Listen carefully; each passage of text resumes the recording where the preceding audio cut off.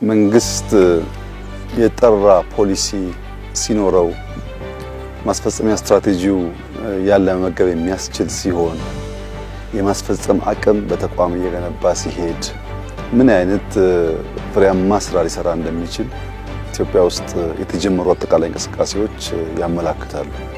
ያው እንደሚታወቀው 5 ዋና ዋና የኢኮኖሚ ፒላር ብለን የለየናቸው ሴክተሮች ሁሉንም ብንመለከት ከፖሊሲ ከስትራቴጂ እና ከአፈጻጸም አንጻር ከፍተኛ ውጤት እያስገኙ ይገኛሉ። ለምሳሌ በግርድፉ ኢንዱስትሪን ብናነሳ ከዚህ ቀደም ኢንዱስትሪያል ፓርክ መንግስት ይገነባ ነበር። አሁን ግን ኢንዱስትሪያል ፓርክ የሚገነቡ የፕራይቬት ሴክተር መፍጠር ችለናል። በርከት ያሉ በሺህ የሚቆጠሩ ፋብሪካዎች፣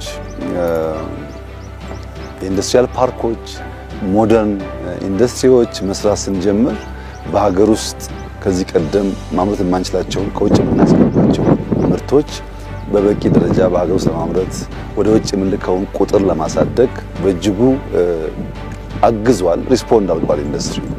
ኢንዱስትሪ ብቻ ሳይሆን ግብርናን ብንመለከት ኢትዮጵያ ውስጥ የነበረው ግብርና ይታወቃል ምን አይነት ችግር እንደነበረበት።